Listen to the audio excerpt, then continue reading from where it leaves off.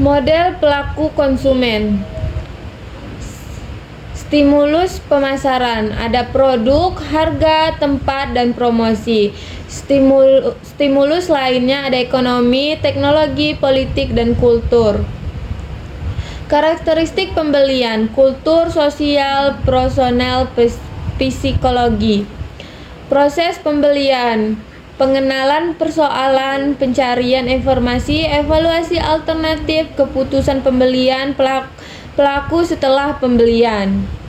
Keputusan membeli, pemilihan produk, pemilihan merek, pemilihan dealer, waktu pembelian, dan jumlah pembelian. Selanjutnya ada kultur. Kultur berpengaruh dominan dalam proses pembelian. Misalnya di Amerika menonjol nilai achievement dan sukses. Aktivitas efisiensi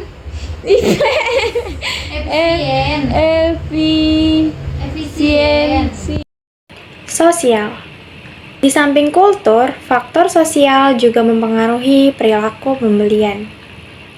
Pertama, kelas sosial. Ciri ini relatif homogen, merupakan bagian dari keadaan sosial.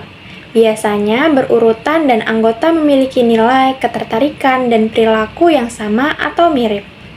Kelas sosial tidak hanya mewakili pendapatan, akan tetapi juga pekerjaan, pendidikan, dan tempat tinggal.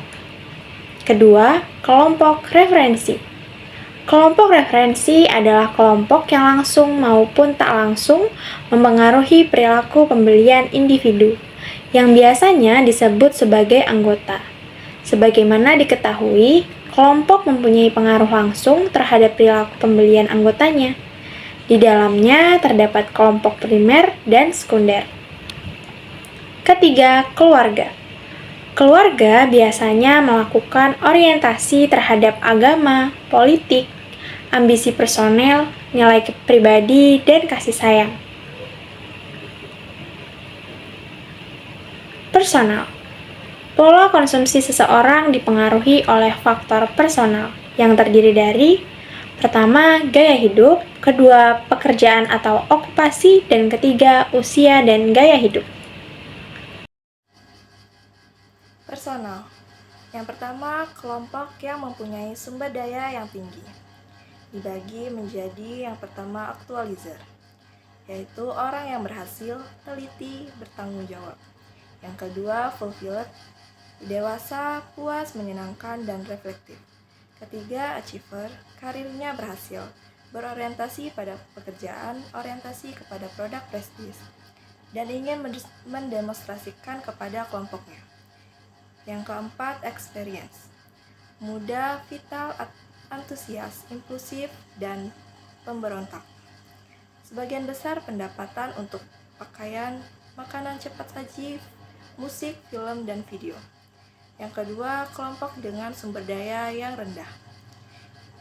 Dibagi menjadi yang pertama, believer, konservatif, konvensional, dan tradisional, keluarga yang lebih suka merek yang mapan.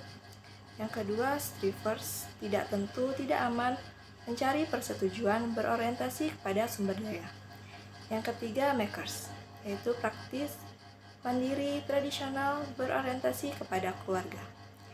Yang keempat, struggle, lebih tua, pensiun, pasif, dan mempertimbangkan kekurangan sumber daya.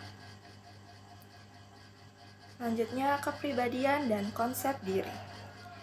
Brand personality digambarkan sebagai bauran ciri manusia yang mengarah kepada merek tertentu. 5 ciri brand personality berikut. Yang pertama, sincerity, dapat dipercaya, jujur, dan pemberi. Yang kedua, excitement, pemberani, berdaya juang, imajinatif, dan up to date. Yang ketiga, competence, layak, intelijen, dan berhasil. Yang keempat, sophistication, kelas atas dan cakap. Yang kelima, ruggedness, yaitu keras. Kepribadian yang mempengaruhi pembelian.